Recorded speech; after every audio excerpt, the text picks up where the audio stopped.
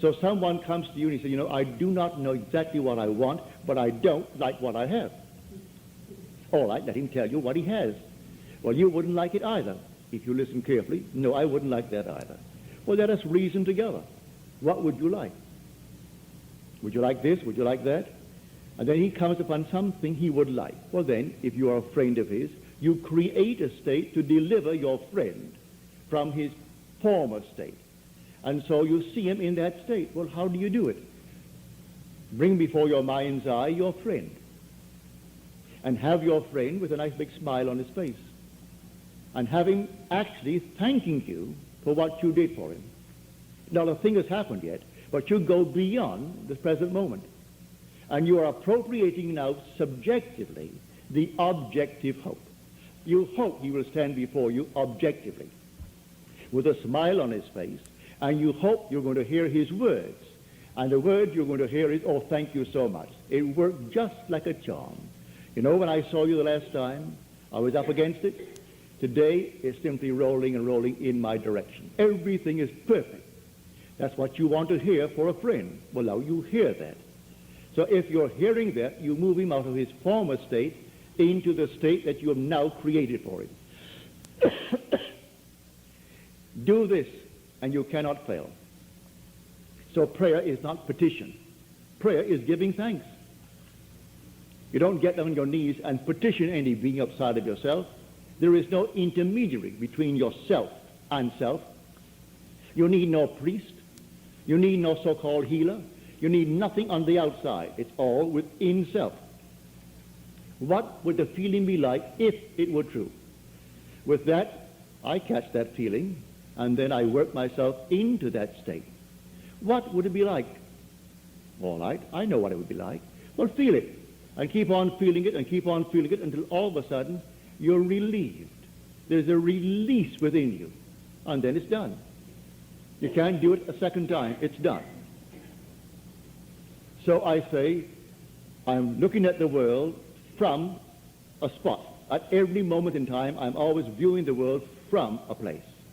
That place could be from a financial position in my world.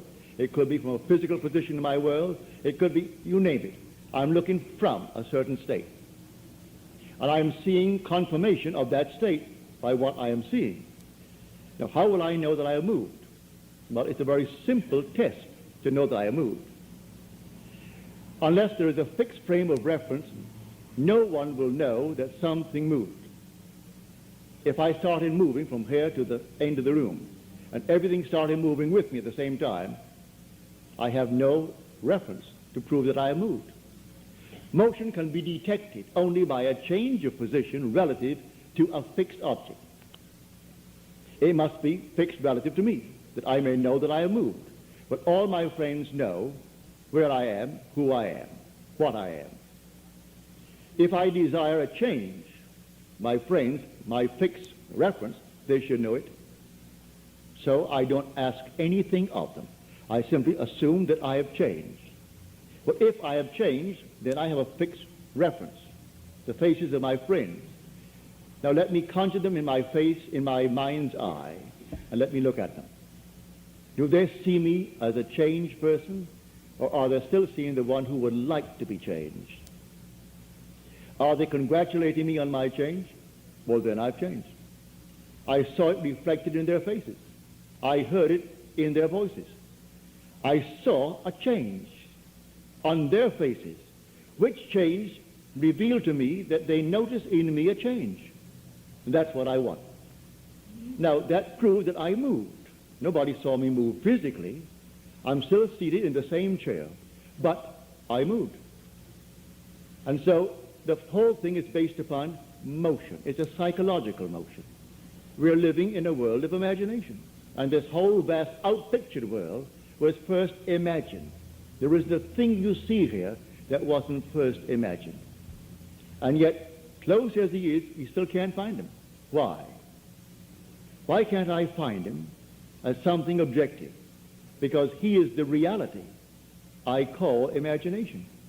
I see the fruits of my imaginal acts, but I do not see the actor as I see the outpouring of his activity. For he is the reality I call imagination. So here, the God in you is your own wonderful human imagination. That is God. That's the one, when you completely awaken, you're going to know. That's what man basically is hungering for, the awakening of imagination, which is the awakening of God within him. That is the only God of which the Bible speaks. There is no other God. But no limit upon the power of belief. Can you believe that he doesn't have that pressure on him anymore, that he's above it? That is something behind him. Well, put him in that state. It doesn't cost you any more to put him in that state than to put him in a little modified state. You didn't pay anything for it. Come, eat and drink without price. Buy wine, buy milk without money. It didn't cost you a penny to do it, so why modify it? Why make it little for it? It's not exactly what he would want for himself. It's better than what he has, but you want something bigger than that for him. And there is no limit. When you meet people of great wealth in this world, and you'll judge them because they have money, just talk to them for a little while. Money hasn't altered their other states. They're just as stupid as they were before. In fact, I've gone to parties where this one was a millionaire, that's so-and-so, and then the lady would point out another one. Say, see that one? Oh, she's not just rich, she's stinking rich. In her language, that meant multiple millions. And if you walk out of that place, I'm speaking of a club, I will not mention the name, a club in New York City, a ladies' club. They're all multimillionaires. Walk out on the street, but don't leave, just walk out and stay there. And then watch them come out after their big heavy lunches and their 3 or 4 martinis or whatever it is, and watch them. And if you didn't know these are members of that club with all the millions in the world, you would say to yourself, poor souls. Poor souls. You would think maybe they came out, they're cleaning up after the guests left. That's exactly what they look like. But they feel they don't have to put on anything because they're above it all.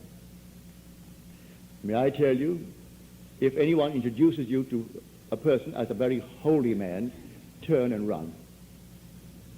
They'll fleece you. And I'm not fooling. They come over here from India, and all, you see them on the TV. Next thing you know, they're getting $500 for a special course. And people who have more money than brains, they pay all. Then off to India he goes with his multiple fortunes that he's simply taken from those who aren't given to thinking. So money doesn't care who owns it. So they have it, and so they'll give it out to anyone who is called a holy man. Well, I have had my experience with these so-called holy men. One little fellow, you all know him, you saw him on TV. And some reporter asked him, why do you advertise so much? You're always advertising, building up your own little personality. And Jesus never did. And in the little high-pitched voice of his, he started laughing. He said, that's why it took him so long. Well, I mean, after all, you sit down in your living room and you turn your little set on to listen to that nonsense. But people do it, and they paid him for it. Now here, may I tell you, you have everything that it takes to be the man, to be the woman that you want to be. Don't pass them up. You have it right here this very night. Know what you want to be. Be definite. When you know exactly what you want to be, don't ask anyone if it's possible. You simply feel that you are it. What would the feeling be like if it were true? Would my wife, my husband, my friends know it? Let them know it, not verbally. Let them know it all in your imagination. Let them see you as they would have to see you if it were true. Just let them see you. And go to sleep in that assumption. For I know from my own experience that an assumption, though denied by my senses and therefore called by the world false, if persisted in, will harden into facts. That I do know. An assumption, the same simple little assumption. If you will persist in it, it will harden into fact. That is a law. How else would you interpret this statement from the 11th chapter of the book of Mark? Whatever you ask in prayer, believe that you have received it, and you will. No limit is placed upon the power of belief. It doesn't even say it has to be good for you. It leaves you entirely free to make your choice and take the risk. Because when you reap that state, you're also going to reap the consequences of that state. So, take your choice, but also be willing to take the consequences of the state. And you could go through life just simply knowing there are only states. You see a person in the gutter today, he need not be in the gutter forever. Take him out of the gutter in your mind's eye. Here was a friend of mine, Freedom Barry, that I sent to San Francisco to teach this law. He hasn't had the experience of the promise, so he can't teach the promise. But he teaches the law. Before he opened, he saw a man crossing the street while he was airing his little dog. The man came over. First of all, he passed nice complimentary thoughts about the dog, which Freedom enjoyed. And then he said, could you let me have a little money? And Freedom said, I'm sorry, but I do not have any money. The man was very nice about it, a gentleman evidently, and he went his way. And Freedom, before he made one step, he remained right there on that sidewalk and saw that man gainfully employed. He said to Freedom he hadn't worked. He was out of work. And Freedom saw him gainfully employed and felt the thrill of his employment. A month later, Freedom is out walking the little dog, and this man crosses the street, comes over to Freedom, and he said, I don't suppose you remember me. And Freedom said, oh, yes, I do. Very well. He said, well, I want to thank you for not giving me money 1 month ago when I asked you. Had you given it to me, I'd be asking you for money today. But I got so mad with myself to be placed in that position to ask a total stranger for money, I went home determined I am going to get a job. He didn't know what Freedom had done, but Freedom did that, which pushed him out of that state of asking for money into a state of earning it. He went out the very next day after he met Freedom and got himself a job that paid well. He said, I'm on the job that I got the day after I asked you for money. I'm still on it, and there is room for growth in that job, and I'm sticking with the job. So again, thank you for not giving me the money. If Freedom had done what most people would do, would have walked away and said, no, I don't have any money for you, or I don't have money, without explaining why. But Freedom did something about it. He put the man in an entirely different state. And having put him in a different state, the man got a job the very next day. So I say to anyone, you can try it. Don't pass the buck and help everyone in this world. You create states to deliver individuals evermore. These are states that you create, and you can drop them. But the other states of which I spoke earlier, the spiritual states of the soul are forever, and no one's going to change them. So tonight, as you leave here, go out knowing you have the power and the right to become the man, to become the woman that you want to be, without hurting any person in this world. You don't need to hurt anyone to gain anything in this world. You go out and play your part fully. And let no one pull any rank, for all ranks are only states of consciousness. The king and the one who is amusing him, the court jester, are both played by the same being, and that being is unseen by the two masks, the mask of the king and the mask of the court jester. For behind the mask is God, and God is simply I am. So one plays the part of the court jester, and one plays the part of the king, and we honor the mask and bow before the king. And that court jester may be nearer to apostleship. Do not judge from appearances, as you're told.